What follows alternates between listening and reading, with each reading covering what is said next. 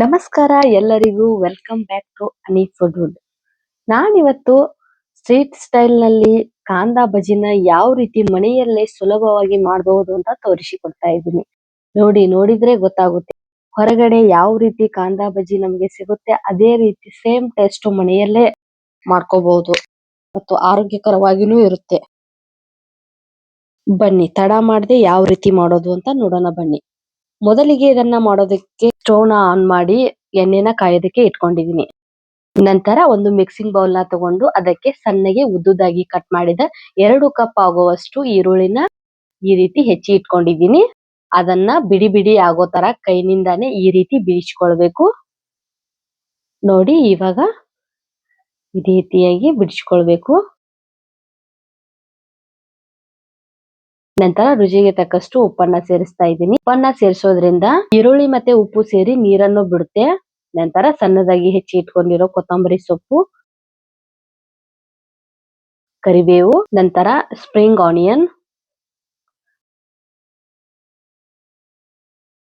ಜೀರಿಗೆ ಮತ್ತೆ ಅಚ್ಚ ಖಾರದ ಪುಡಿನ ಹಾಕಿ ಚೆನ್ನಾಗಿ ಕೈನಿಂದ ಮಿಕ್ಸ್ ಮಾಡ್ಕೊಳ್ಬೇಕು. ಚಿಟಿಕೆ ಅರಿಶಿನ ಪುಡಿನ ಕೂಡ ಸೇರಿಸ್ಕೊಳ್ಬೇಕು.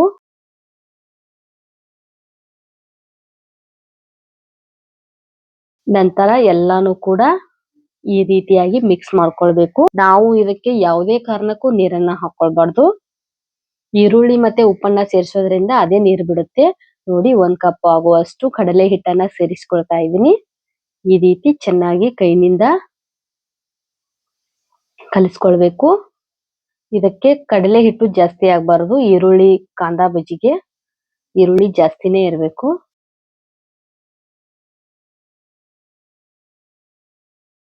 ನೋಡಿ ಚೆನ್ನಾಗಿ ಈ ರೀತಿ ಕಲಿಸ್ಕೊಳ್ಬೇಕು. ನಂತರ ಅದೇ ಕಪ್ ನಲ್ಲಿ ಇನ್ನೊಂದು ಕಪ್ ಆಗುವಷ್ಟು ಕಡಲೆ ಹಿಟ್ಟನ್ನ ಸೇರಿಸ್ಕೊಳ್ತಾ ಇದ್ದೀನಿ. ಎಲ್ಲಾನು ಚೆನ್ನಾಗಿ ಇದಕ್ಕೆ ನೀರಂತೂ ಸೇರಿಸ್ಕೊಳ್ಬಾರ್ದು. ಇದನ್ನು ಕಲಿಸಿ ಬಹಳ ಹೊತ್ತು ಕೂಡ ಇರಬಾರ್ದು. ನೋಡಿ ಈ ರೀತಿ ಗುಂಡಾಗಿ ಹಾಕಿ ಬಿಡಬಾರ್ದು. ನೋಡಿ ಈ ರೀತಿ ಚಪ್ಪಟೆ ಆಕಾರ ಮಾಡಿ ಬಜ್ಜಿನ ಬಿಟ್ರೆ ಕಾಂದಾ ಬಜ್ಜಿ ತುಂಬಾ ಟೇಸ್ಟಿಯಾಗಿ ಒಳಗೆ ಹೊರಗೆ ತುಂಬಾನೇ ಚೆನ್ನಾಗಿ ಫ್ರೈ ಆಗಿ ಕ್ರಿಸ್ಪಿ ಆಗುತ್ತವೆ.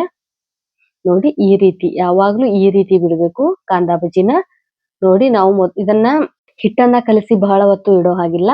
ಹಾಗಾಗಿ ಇವಾಗ ನಾನು ಫ್ರೈ ಮಾಡ್ಕೊಳ್ತಾ ಇದ್ದೀನಿ. ಹಿಟ್ಟನ್ನ ಚಪ್ಪಟೆ ಆಕಾರ ಮಾಡ್ಕೊಂಡು ಎಣ್ಣೆಯಲ್ಲಿ ನಿಧಾನವಾಗಿ ಬಿಡಬೇಕು. ಉರಿ ಮಾತ್ರ ಲೋ ಫ್ಲೇಮ್ ನಲ್ಲೇ ಇರಬೇಕು. ನೋಡಿ ಈ ರೀತಿಯಾಗಿ ಬಿಡಿ ಬಿಡಿಯಾಗಿ ಬಿಡಬೇಕು ಬಜ್ಜಿನ. ಮನೆಯಲ್ಲಿ ಖಂಡಿತ ಟ್ರೈ ಮಾಡಿ. ತುಂಬಾನೇ ಟೇಸ್ಟಿಯಾಗಿ ಕಾಂದಾ ಬಜ್ಜಿ ರೆಡಿ ಆಗುತ್ತವೆ. ನಾವು ಈ ಕಡೆ ಹಿಟ್ಟು ಕಲಿಸ್ತಿರ್ಬೇಕು, ಈ ಕಡೆ ಎಣ್ಣೆನ ಕಾಯೋದಕ್ಕೆ ಇಟ್ಕೊಳ್ಬೇಕು. ಆವಾಗ ಮಾತ್ರ ತುಂಬಾ ಚೆನ್ನಾಗಿ ಬರುತ್ತೆ. ಯಾಕಂದ್ರೆ ಬಹಳ ಹೊತ್ತು ಹಿಟ್ಟನ್ನ ಕಲಿಸಿ ಇಟ್ರೆ ಹಿಟ್ಟು ನೀರ್ ಬಿಟ್ಟು ಚೆನ್ನಾಗಿ ಬರೋದಿಲ್ಲ ಬಜ್ಜಿ. ನೋಡಿ ಇವಾಗ ಉರಿನ ಲೋ ಟು ಮೀಡಿಯಂ ಫ್ಲೇಮ್ ನಲ್ಲೇ ಇಟ್ಕೊಂಡು ಈ ರೀತಿ ತಿರುಗಿ ಹಾಕೊಳ್ಬೇಕು. ನಾನು ಹೇಳಿರೋ ಟಿಪ್ಸ್ ಅನ್ನ ಫಾಲೋ ಮಾಡಿ ಖಂಡಿತ ಮನೆಯಲ್ಲಿ ಟ್ರೈ ಮಾಡಿ. 100% ಪಕ್ಕಾ ಸ್ಟ್ರೀಟ್ ಸ್ಟೈಲ್ ಅಲ್ಲಿ ಕಾಂದಾ ಬಜ್ಜಿ ರೆಡಿ ಆಗುತ್ತೆ.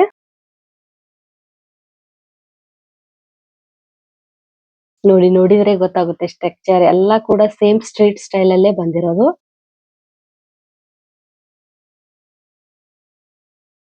ನೋಡಿ ಇವಾಗ ಎಲ್ಲ ಬಜ್ಜಿನೂ ಫ್ರೈ ಆದವು. ಜಾಲರಿಯಿಂದ ಈ ರೀತಿ ತಕೊಳ್ತಾ ಇದ್ದೀನಿ.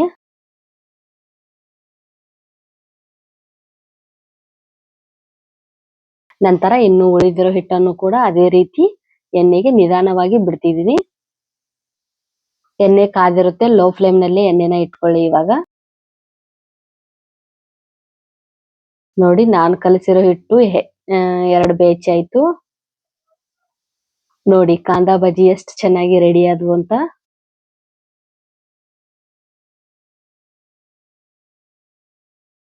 ನೋಡಿ ಗರಿ ಗರಿಯಾದ ಟೀ ಟೈಮ್ ಸ್ನಾಕ್ ಮನೆಯಲ್ಲೇ ಅತ್ಯಂತ ಸುಲಭವಾಗಿ ಮತ್ತು ಹೈಜಿನಿಕ್ ಆಗಿ ರೆಡಿ ಆಗುತ್ತದೆ. ಈವ್ನಿಂಗ್ ಟೈಮ್ ಮಿಸ್ ಮಾಡಕ್ಕೆ ಹೋಗಬೇಡಿ. ಫಟಾಫಟ್ ಅಂತ 5 ನಿಮಿಷದಲ್ಲಿ ಆಗುವಂತ ರೆಸಿಪಿ ಇದು. ನೋಡಿ ಎಷ್ಟು ಕ್ರಿಸ್ಪಿಯಾಗಿ ಬಂದಿದೆ ಅಂತ. ಮನೆಯಲ್ಲಿ ಮಾಡಿ. Thank you.